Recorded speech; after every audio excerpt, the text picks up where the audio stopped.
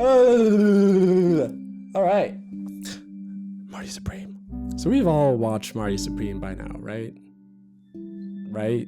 At least all of us here in Los Angeles either watched it, heard about it, or saw its crazing somewhere up in North Hollywood. And yes, I'm talking about the big orange blimp that was confusing me and pretty much everyone else as to what was that the whole point. Which, by the way, there's only like 30 blimps in existence because the pilots are very rare to find, and not to mention they're a big old safety hazard because it's just a big old flammable balloon. But anyways, it was all just marketing for Timothy and his big old orange balls. And leading up to it, none of it made sense to me until I watched the movie. Like with me, I'm never accepting anyone's help. I gotta do it completely on my own. It got me. I'll be honest. It even got my sister, who was especially intrigued by just the marketing alone. We have a charismatic rebel with nothing but a dream and ridiculous drive, causing explosions, having sex, making money, losing money, having more sex, doing whatever he wants and getting away with pretty much all of it. And in a weird way, it kind of just sounded like a modern Tom Sawyer to me. But who wouldn't at least be entertained by that, right? The first time I watched it, I walked out of the same movie saying I didn't like it. Yet it had me thinking, why didn't I? The film, by all accounts, looks great. It sounds great. Critics are raving that it might be A24's most grossing film to date. The music is enthralling, written by Daniel Lopatin, composer of Uncut Gems and some other movie called Hurry Up Tomorrow. Heavily inspired by Vangelis, who wrote the score for Blade Runner and Chariots of Fire, like a living legend. I don't know if he's still alive. I'll have to check that. But an awesome score, and I'm sorry, but what does Blade Runner have to do with ping pong? But I started to realize something. Just like Timothy's marketing of the film, it's all a facade for a desperate yet delusional dream. Let's break that down for a second. We're gonna have to go into spoiler warnings for everyone that has procrastinated watching Timothy's cheeks get clapped.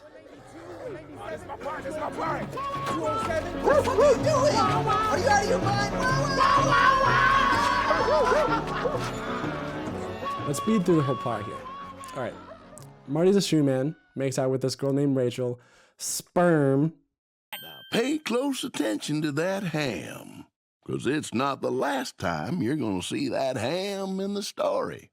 We learn that Marty is into ping pong, committing armed robbery, hitting on old women, then promptly having sex with women behind their husband's back.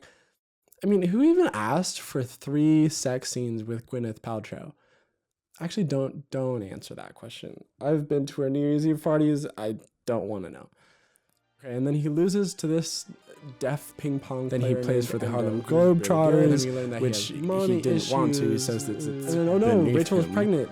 But it can't be Marty's because he's got really good pullout. He almost kills a mafia member, commits arson, and then animal abuse, and then Rachel gets beat up. Almost a teen for like, come on, and then Rachel gets caught for faking a black eye, and then Marty gets mad again. And then we get what is, in my opinion, the most crucial part of the whole film. Marty gives Rachel this speech. All right, I gotta tell you something, Rachel. All right, it's not intended to be mean. I have a purpose. You don't. And if you think that's some sort of blessing, it's not. It puts me at a huge life disadvantage. It means I have an obligation to see a very specific thing through. And with that obligation comes sacrifice, okay? And she just takes it. But the thing is that everything he says is more about him than it ever will be about her. His actions spoke way louder than anything he said in that moment. And I don't know, he seems like the one with no purpose and scrapping things together, just putting it in the moment. Like, that's not Rachel, that's you, Tim. Marty. Whatever, I'm gonna go back and forth between those two. But anyways, he doesn't want to be held back from his destiny, yada yada, and then the movie just keeps going. But this is where everything, in my opinion, shifts. Everything starts to catch up. I was rude and overconfident, and I was cocky, and I copped an attitude. And it won't happen again. I'm sorry, please, just give me another chance, Mr. Rockwell. Such an idiot. What happened to doing it all on your own? Where did know. that speech go?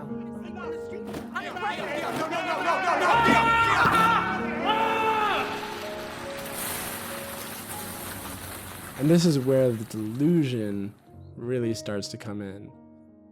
That Marty has a dream that he's desperately trying to achieve. And that's all he cares about in any given moment. I mean, so he has to go back and apologize to Gwyneth, which is just a tactic that ends up just embarrassing him. Then he gets spanked.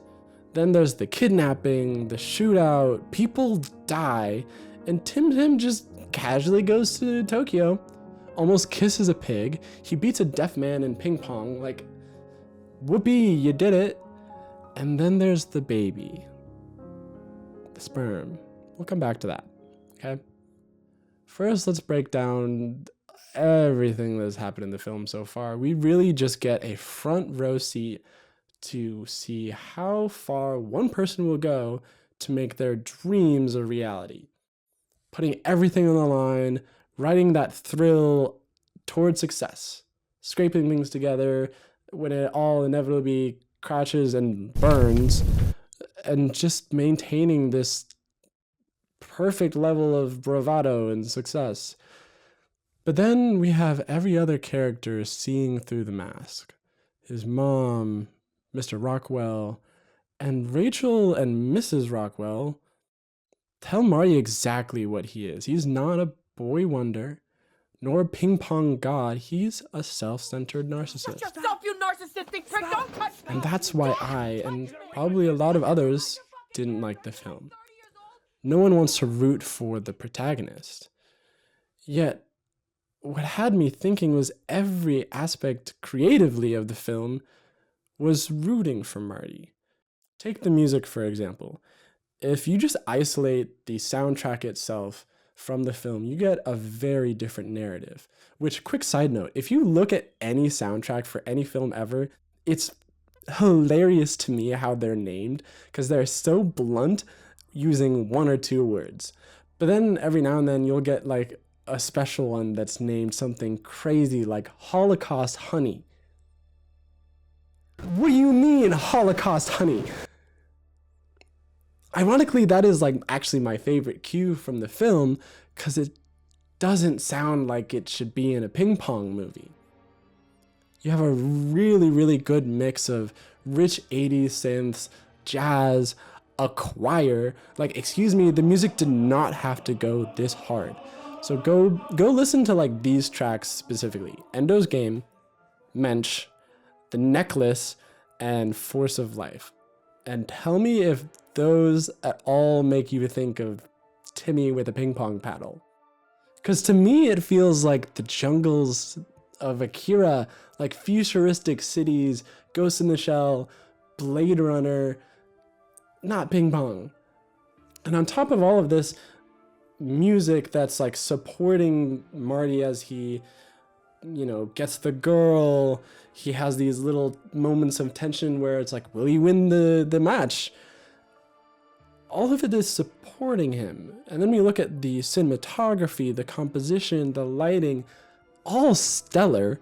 I watched another YouTube video essay about how films are starting to look good again. And I'm just a music guy, so I'm gonna let the cinematographers do the talking there. But even I noticed that this movie looked good. All of the creative work in the foreground was contrasting the mid and background. Some Shankarian analysis there for you music nerds out there. There's an underlying, yet not so subtle message that Marty's just an asshole.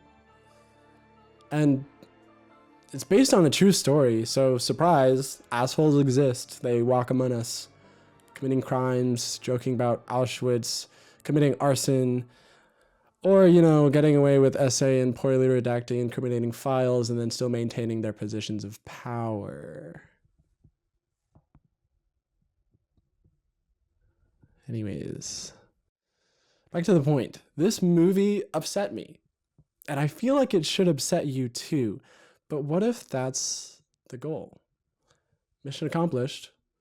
Which, I don't know, I'm a big fan of movies that stir you up at least a little, evoke an emotion. And I don't know, if we're moving towards more movies like that, then I'm all for it. As long as it's done with taste, of course, and not AI. Lastly, I wanted to talk about the sperm. Marty Jr. See? There's that ham again. Which, okay, this might be a hot take. I don't think he was crying tears of joy. After I watched this film twice now, I don't think he felt joy. I think he felt a lot more emotions before the joy. He's been humiliated, he almost died, scrambled his way to redeem the very little respect he had for probably himself and from others. And then he came back to a kid that he paid no attention to. Honestly, I don't think his tears scream joy. They scream regret, frustration, probably sadness. And all of it was still masked by this never faltering pride and delusion for his dream, which turned out not being so good as he thought it would be. And then Daniel Lopatin plays us out with this track called Force of Life, which is my second favorite track from the movie. And it is great because I think anyone that has held a newborn baby would understand that feeling. Even an asshole would understand. So wrapping this up, I wanted to talk about the timing of this film as well, because given our current economy where everything relies on views, fame, grabbing attention, there's a big pull towards virality, views, but there still needs to be an ethical limit to how far we should go to achieve our dreams. And I think this movie is getting at that duality of, we put all of these things as the ideal for what we should strive for, but there's still this back end, hidden, not so subtly, garbage of people that have the fame, have the views, have the money, but are assholes and get away with it. And this contrast of those two things, the foreground, the background of this film, creatively looks great, sounds great. He's like a little hero that we should be rooting for, but we don't want to. And I think that's an interesting power that film and media has over the audience, making you think a little bit and understand your own humanity in the thick of all of this mumbo jumbo that is Hollywood, social media, etc.